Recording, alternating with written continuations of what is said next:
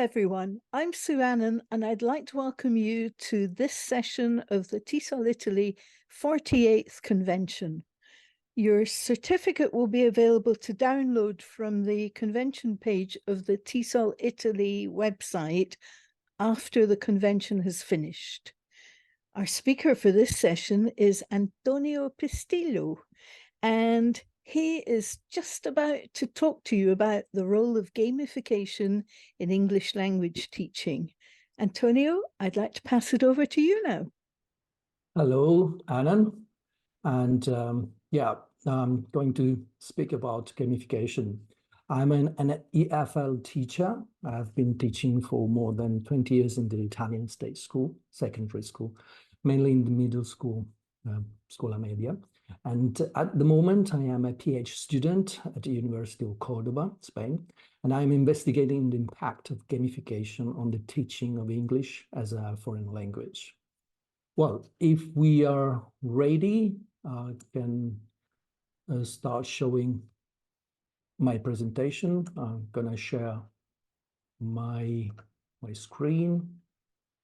Okay, can you see the screen? Yeah, I think you can see the screen. Okay, right. I'd like to begin with a sentence, very important one. No compulsory learning can remain the soul. In teaching children, train them by a kind of game, and you will be able to see more clearly the natural bent of each. This was Plato, so more than 2,000 years ago, 2,400 years ago. And this is a very important sentence we should always keep in mind. In my personal experience as a middle state school teacher, I've noticed that traditional classes are dull for digital natives, and their attention span is always shorter. I've instinctively adopted gamification in my classes to arouse their attention and boost motivation in learning. After a few years of incorporating this teaching, I felt the need to better explore the role of gamification in foreign language learning. As an EF teacher myself and a researcher in this period of time, I agree with Reinhard when he says that praxis serves as an effective method for investigating the application of gameful second and foreign language teaching and learning. My PhD is a qualitative study investigating gamification's impact on student motivation. It will involve a case study of two classes, a fifth and a sixth grade, quinta elementare and terza media, learning English through gamification. The experiment has not yet started, but today I will share some insights and considerations from the scientific literature on this phenomenon.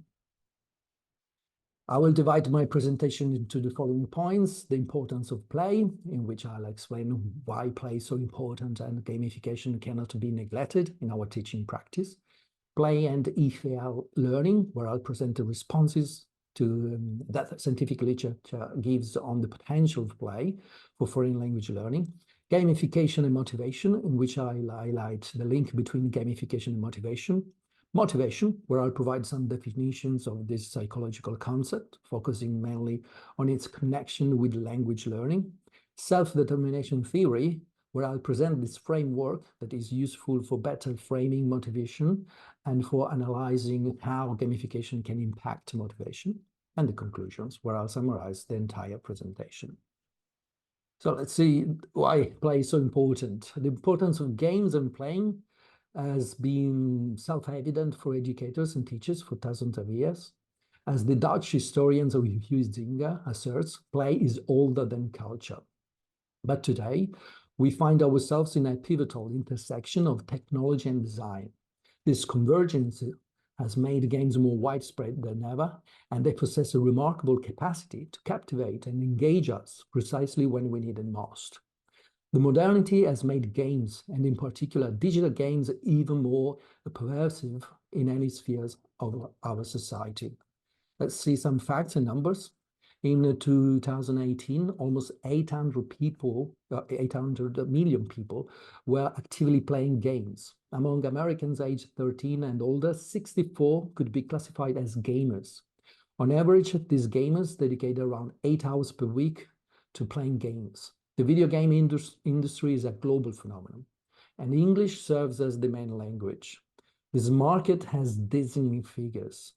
Revenues from video games have surpassed those of Hollywood, making them the world's largest entertainment medium. Just to give you an idea, in 2022, the revenue from the worldwide gaming market was estimated at almost 347 billion US dollars. As these numbers illustrate, video game is a phenomenon with significant social and economic impacts that cannot be overlooked by educators and teachers. It is also true that the immense and continually growing consumption of digital games is not without controversy. Some researchers contend that playing computer games might lead to various negative consequences. Different scholars propose that playing games can offer psychological advantages as well as educational benefits. It's clear that games have the capacity to cause both psychological harm and benefits to their players. But the fact remains that whether the concerns of critics, players themselves find games gratifying and pleasurable. Computer games, as defined by Malone as far back as 1981, are intrinsically motivating activity. Now, the question is the use of games and digital games truly effective in enhancing people's willingness to participate in activity they would normally avoid? In 2009, the UK Department of Work and Pensions initiated a gamified program where its employees were encouraged to play a browser-based game called the Idea Street. In its initial months, Idea Street attracted around 4,500 users and produced 1,400 ideas, out of which 63 were advanced to the implementation stage.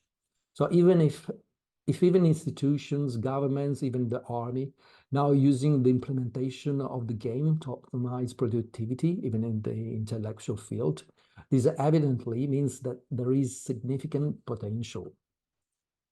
The capital questions for teachers is therefore, is the use of play really useful in the field of learning? Kapp, who wrote a very interesting book about gamification, which I just showed, this one. Okay, don't know if you can see. All right, okay. Maybe I'll try, like, yeah, this one. Kapp answers that games imbue experiences with meaning by offering a structured environment where exploration, thinking, and experimentation can occur safely. They foster motivation for success while mitigating the impact of failure. And he adds, games are the ideal learning environment with their built-in permission to fail, encouragement of out-of-box thinking, and sense of control. The addition of game elements on top of traditional learning environment is a way of leveraging the power of engagement and imagination. Several scholars believe that gamification has the potential to enhance learners' motivation and learning outcomes in foreign language learning. At the same time, some literary reviews show mixed results. Regardless of such debate, it is clear that gaming environments have tremendous appeal. As a matter of fact, the use of gamification has emerged as a popular approach to enhance foreign language learning, which has recently proliferated in EFL, ESL teaching, particularly in the era of digital technology. Today, students are digital natives grown up with a vast consumption of digital games on smartphones and tablets from their early age. The percentage of children in the USA aged 0 to 8 years using a mobile device spiked from 38% to 72% from 2011 to 2013 in just 2 years. In Italy, this phenomenon is particularly pronounced. 80% of children from 3 to 5, so 5 years old, so very, very young, are able to use their parents' smartphone. Certainly, the most interesting and also most promising aspect of the use of gamification in general for learning, and also specifically for learning English as a foreign language, for many is motivation. And this factor is paramount in language learning. Giorni, maybe the most important expert scholar about language motivation, rightly states, motivation has been widely accepted by both teachers and researchers as one of the key factors that influence the rate and success of second foreign language learning.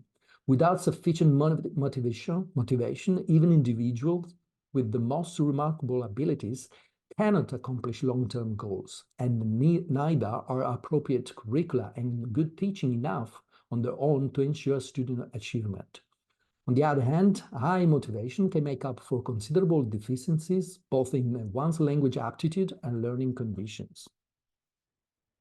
In exploring the relationship within the use of games and language learning and motivation, it can be very helpful to use self-determination theory as a framework, because SDT is a well-established theory for understanding motivation in formal language education settings. However, before delving into self-determination theory, it is important to gain a deeper understanding of what research indicates about motivation, especially in the context of second and foreign language learning. Any EFL teacher is confronted with the problem of motivation on a daily basis. Being able to ignite the desire of our students for learning a language that is not immediately seen as useful for everyday life can be quite a challenge.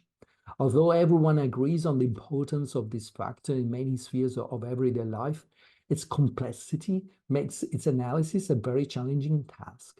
From an academic point of view, the primary challenge lies in defining and conceptualizing motivation itself.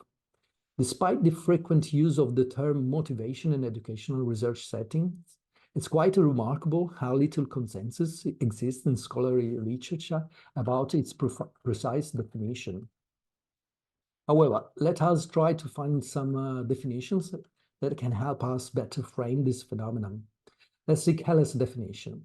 Motivation refers to the choices people make as to what experiences or goals they will approach or avoid, and the degree of effort they will exert in that respect. Pinterest and Shunk's definition is the following. Motivation is the process whereby goal-directed activity is instigated and sustained. To put it more simple, to be motivated means to be moved to do something. Many motivation theories treat it as a singular entity, varying from minimal to intense motivation to act. However, upon closer consideration, it becomes evident that motivation is far from a homogeneous phenomenon. In psychology, there are two different approaches to explaining human behavior.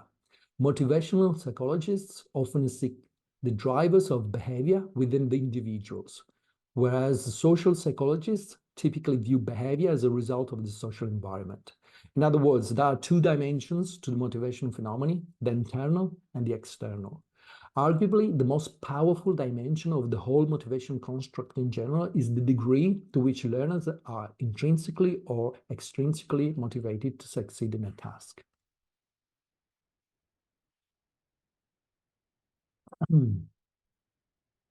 Malone states that an activity is said to be intrinsically motivated if people engage in it for its own sake and not to receive some external reward such as money or status.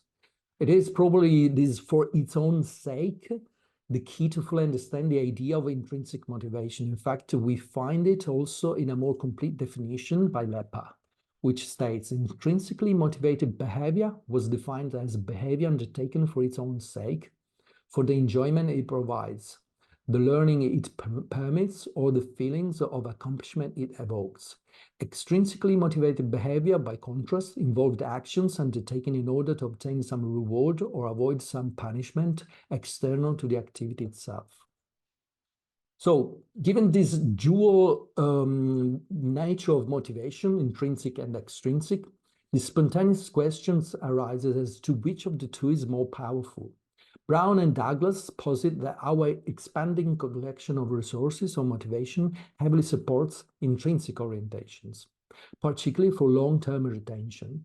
Malone explained that cognitive learning theorists argued that students who are intrinsically motivated tended to spend more time and effort on learning. But why do we as teachers have to take such an intricate question on motivation so seriously? Because countless studies and experiments in human learning have shown that motivation is a key to learning in general. Is motivation important for foreign language learning too? Crooks and Schmidt explained that it's clear that many aspects of second language learning involve active decision-making. Returning to the classic distinction between intrinsic and extrinsic motivation, Ryan and Deci suggest that while intrinsic motivation is undeniably a key form of motivation, most activities undertaken by individuals are not purely driven by intrinsic factors. This trend is notably observable in education settings like ours, where intrinsic motivation becomes weaker with each advancing grade. Indeed, as Lepper had already stated, not all educational activities can or ought to be intrinsically motivating for students. Indeed, it is crucially important for students in school to be occasionally forced to complete projects in which they have no particular interest and for which they have no particular aptitude. Unfortunately, as Malone puts it, externally administered reinforcement is not a motivational panacea for instructional designers. The scholar, in fact, explains that growing body of research explored the conditions under which external reinforcement destroyed the intrinsic motivation. For example, some scholars had found that nursery school children who initially liked playing with marking pens played with them less after receiving a promised reward for doing so, compared to children in a control group who received no reward at all. So is there therefore no possibility of enhancing extrinsic motivation without undermining intrinsic motivation? Luckily, LEPA gave us hope. In terms of instructional design considerations, the more the extrinsic constraints and contingencies to be applied to students' action can be incorporated into the activity itself, rather than imposed on the students' engagement with a less inherently constrained activity, the less likely those constraints are to produce detrimental effects. For us teachers, it became vitally important, therefore, not only to understand how to solicit and water intrinsic motivation, but also to understand how to stimulate extrinsic motivation without detrimental effects. When mainly due to the formal context in which we move, students' internal motivation seems to be lacking. To aid in this, the self-determination theory by the psychologist Ryan Deci in 1985 comes to our rescue. The two scholars, in fact, postulate that in traditional literature, extrinsic motivation has often been depicted as a lesser form of motivation. However, they add that there are varied types of extrinsic motivation, some of which do indeed represent impoverished forms of motivation, and some of which represent active agentic states.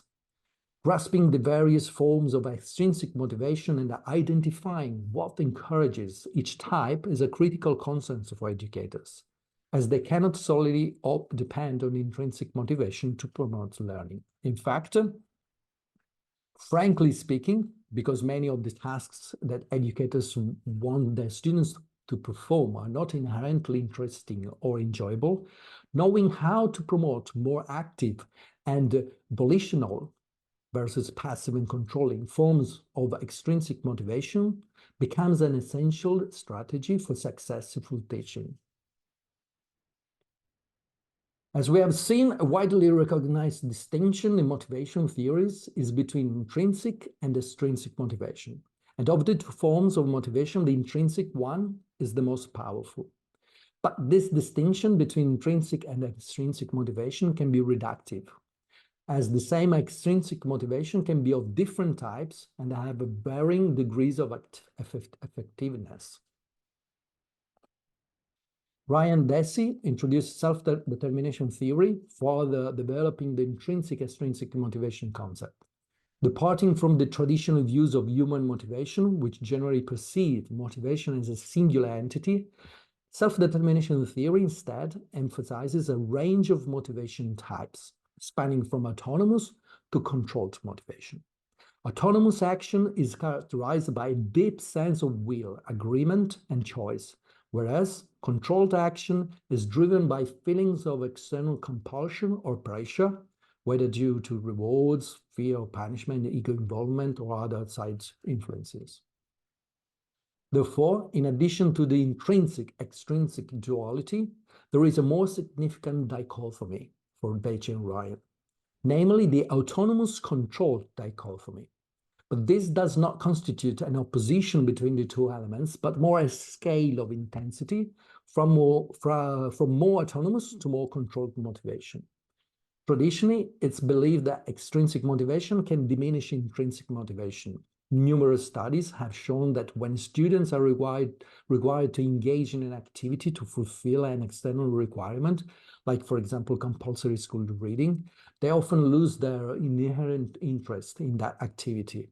But Ryan Deci states, hundreds of studies have shown that when people are autonomously motivated, either by intrinsic motivation or well internalized, thus autonomous form of extrinsic motivation, they display higher interest, excitement, vitality, and confidence, resulting in better performance, creativity, persistence, and overall well-being.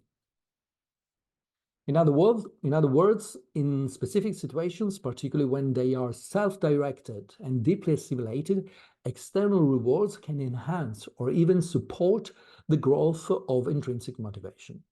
Whenever an individual, such as a parent, teacher like us, boss, coach, or therapist, tries to encourage certain behaviors in others, the motivation of these others for the behavior can vary from a lack of motivation or reluctance to passive compliance to active personal commitment.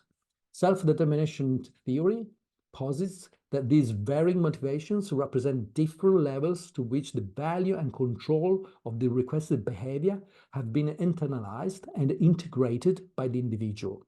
Internalization is about people adopting value or rule, while integration is about transforming that rule into their own, so that it eventually arises from their sense of self. In the light of self-determination theory, extrinsic motivation is so no longer regarded as an antagonistic counterpart of intrinsic motivation, but it has been categorized into 4 types on a spectrum ranging from control forms to self-determined motivation. As SDT explains, the 4 types of extrinsic motivation, from the most external to the most internal, are external regulation, introjection, identification, integration. And here we see a diagram presenting the different types of motivation according to the SDT, self-determination theory. Now we're going to see each one. So we have external regulation is the least self-determined type of extrinsic motivation, originating solely from outside influences like rewards or threats, for example, praise from a teacher or confrontation from a parent. Introjection entails externally established rules that the student agrees to adhere to as norms to avoid feeling of guilt.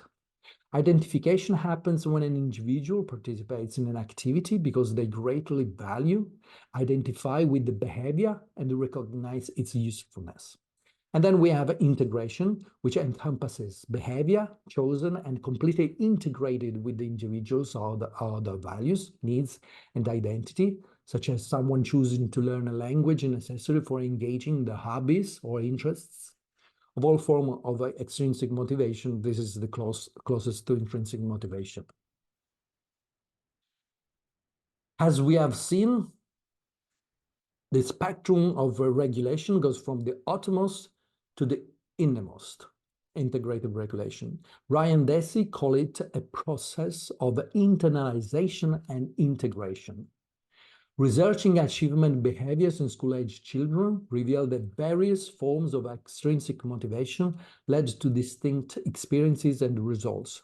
Notably, students under external regulation exhibited less interest, valued their achievement less, and put in less effort. They were also more inclined to deflect responsibility for failure, often pointing fingers at others, such as teachers. Conversely, introjective regulation correlated with greater effort, yet it also increased anxiety and resulted in less effective handling of failures. In contrast, identified regulation was linked with a heightened interest and enjoyment in school, better coping strategies, and increased effort.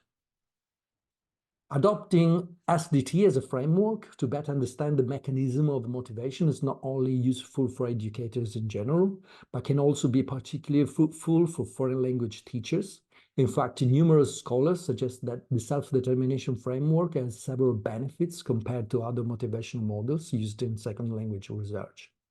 It offers a comprehensive structure for systematically organizing a wide array of L2 learning orientations. As a consequence, several attempts have been made in L2 research to incorporate some of the elements of the SDT theory in order to better understand second learning motivation. And this well-established framework can help us better understand how gamification mechanism in EFL teaching can interact with the motivation aspects of our learners. Borrowing Ryan and Desi's own words, we can ask, what are the social, in our case, learning conditions that nurture versus inhibit internalization and integration? In other words, how can extrinsic stimuli be made as close as possible to intrinsic motivation? Their answer is relatedness, competence, and autonomy. By definition, intrinsically motivated behaviors, the prototype of self-determined actions, stem from the self. But as already noted, SDT recognizes that extrinsically motivated actions can also become self-determined as individuals identify with the fully assimilated regulation. Thus, it is through internalization and integration that individuals can be extrinsically motivated and still be committed and authentic. Accumulated research now suggests that the commitment and authenticity reflected in intrinsic motivation and integrated extrinsic motivation are most likely to be evident when individuals experience support for competence, autonomy, and relatedness. One of the primary elements of the entire self-determination theory is autonomy. When individuals do not feel autonomous in their actions, in fact, they typically experience externally regulated behavior as controlled or alienated, and their actions have an external perceived locus of causality. As explained by SDT, autonomy is not only essential for motivation to be intrinsic, but autonomy support also facilitate internalization. In other words, pushing for the student to be autonomous ensures that the teacher extrinsic stimuli can also be assimilated to a more intrinsic degree by the student himself without the negative effects we have discussed on the intrinsic motivation. One of Dorney and Caesar's famous 10 commandments for motivating language learners is promote learner autonomy. Dorney, in fact, states another aspect of self-determination theory that has been applied to the L2 field has been the emphasis on fostering learner autonomy in L2 classroom in order to increase the learner's motivation. A number of recent reviews and discussions provide evidence that L2 motivation and learner autonomy go hand in hand. Gamification, with its interactivity and ample space left to choice, for example, different levels, paths, characters, challenges, largely promotes the autonomy that is so important to SDT. A second focus of SDT is on perceived competence. For an individual to internalize an extrinsic goal, they need to feel capable regarding it. Students are more inclined to embrace and integrate a goal when they comprehend it and possess the necessary skills to achieve success in it. Support for competence, for example, offering optimal challenges and effectiveness relevant feedback, facilitate internalization. Research has revealed that positive feedback typically enhances intrinsic motivation, whereas negative feedback tends to undermine it. Another of Dorney and Caesar's commandments is exactly increase the learner's linguistic self-confidence. These commandments reflects a recognition that one's perception of one's own competence, as well as judgments of one's abilities to achieve a goal, greatly determine the person's aspiration to initiate and perform goal-directed action. A typical factor of gamification is to make players face different challenges that progressively increase in level of difficulty, and it is precisely this division into levels and quests that allows a kind of a scaffolding operation that can develop the competence that SDT tells us about. In addition, gamification, with its automated and individualized punctuality of informative feedback on the player's performance, can contribute greatly to the creation of this learner's linguistic self-confidence and thus to the learner's perception of competence. The third key component of SDT revolves around the idea of relatedness. Relatedness is the experience of when a person feels connected to others. In fact, as Ryan Deci noticed, a third factor, relatedness, is also fundamental. Indeed, intrinsic motivation is more likely to flourish in contexts characterized by a sense of security and relatedness. Ryan Deci also states, the groundwork for facilitating internalization is providing a sense of belongingness and connectedness to the person's group or culture, disseminating a goal, or what in SDT we call a sense of relatedness. In classrooms, this means that students feeling respected and cared for by the teacher is essential for their willingness to accept the proffered classroom values. Invoking once again the two scholars, Dory and Caesar's commandments, we can connect to the fourth commandment. Develop a good relationship with the learners. This is a well-known principle among teachers. A great deal of the students' learning effort is energized by the affiliative motive to please the teacher, and a good rapport between the teacher and the students is a basic requirement in any modern student-centered approach to education. Gamification can effectively facilitate connections among students, encouraging them to tackle challenges in pairs or groups, promote cooperation, and foster a sense of unity and teamwork, thereby enhancing relatedness. Furthermore, integrating gamification into classroom can significantly help teachers gain students' sympathy. By incorporating elements familiar to them, such as playful activities, gaming mechanisms, and the use of video games, tablets, and mobile phones, it inevitably has a substantial impact on student enthusiasm, particularly among digital natives. And as a result, it enhances relatedness between students and teachers. Autonomy, competence, and relatedness are crucial for fostering good intrinsic motivation and for internalizing and integrating external motivation. And gamification can nurture all these three elements. Indeed, as Kapp explains, researchers have found evidence that the psychological pool of gains is largely due to the capacity to engender feelings of autonomy, competence, and relatedness. And that, to the extent they do so, they do not only motivate for the play, but also can be experienced as enhancing psychological wellness. Here we have the 10 commandments. In realizing how gamification perfectly aligns with all three fundamental elements of self-determination theory, we also recognize that it simultaneously satisfies three of Dorney and Caesar's 10 commandments. These 10 commandments are really of great use to any language teacher who wants to strive for high motivation in their classroom. And it is really interesting to note that gamification and language learning aligns well with also the remaining 7 of Dorney's 10 commandments for motivating language learners. Unfortunately, we don't have enough time to see them point by point correspondence. So let's see the conclusions. In this dissertation, we have realized how video games are now a reality with a formidable economic and social impact that cannot be ignored. Despite the debate surrounding the effects on people of using and especially abusing video games, the strong allure they hold over an incredible number of individuals of every gender and age, particularly the youth, is undeniable. The highly social and collaborative aspect of many games often forces players to communicate with each other and play in a foreign language, mainly English, effectively offering a significant opportunity for language practice. Although research has yet to provide a definitive answer on whether gamification indeed leads to greater learning, the response seems to be positive. Moreover, its impact on motivation appears to be even greater. Motivation is certainly a fundamental component of learning in general and also of language learning.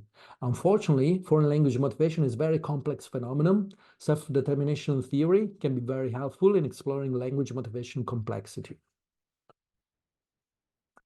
Motivation is primarily distinguished between intrinsic and extrinsic, where the former is more powerful than the latter. Research has found that the stimulating extrinsic motivation, often necessary in education contexts, has negative effects on intrinsic motivation. SDT explains that the intrinsic-extrinsic distinction is reductive. There are different types of extrinsic motivation, and SDT shows us how to internalize extrinsic motivation. Using the SDT framework, we realize that gamification has the potential to stimulate intrinsic motivation and internalize extrinsic motivation. Gamification perfectly aligns with Dorney and Cesar's 10 commandments for motivating language learners. Right, thank you. I don't know if there are some questions. Unfortunately, I have in my ears, I can hear someone else speaking from maybe another lobby, I don't know, another event. Strange. Anyway, thank you so much. Okay, yeah, I found why it was okay. Okay. Right. On So behalf are of... there any questions? No, but No? there are lots of thank yous. All right, okay. Maybe if we have some minutes, I wanted to show this is a very good book about gamification and second foreign language teaching and learning, how to use gamification in the proper way, because it's not that easy. I mean, and you don't have to use only video games. I mean, I don't know, for example, this book, 101 Ideas of Games. I mean, like classical games, as Simon says, or the hangman can be used for gamification. What's important is to incorporate mechanism, game mechanism in this in our activity, in our teaching activity. This presentation might have been more theoretical than you maybe expected. However, the experimentation phase of my doctoral research has yet to begin, so I'm still in the strictly theoretical phase. I hope I provided some interesting insights you can explore further in your daily practice. I don't know. I'm sure that will take place. That was really interesting, actually. On behalf of TESOL Italy, I'd really like to thank you. I think you did a great job. Thank you for inviting me and for having me here. And also, I'd like to thank all the participants for taking part in this session. Your certificate of attendance, as you know, will be available to download from the convention page of the TESOL Italy website at the end of the convention. Okay. And your next session will be the roundup, which is the end of your weekend. So looking forward to that. We can all move across to the next start for the next session. All right. Okay. So thank you very much to everybody and have a good evening. Yeah, it was good.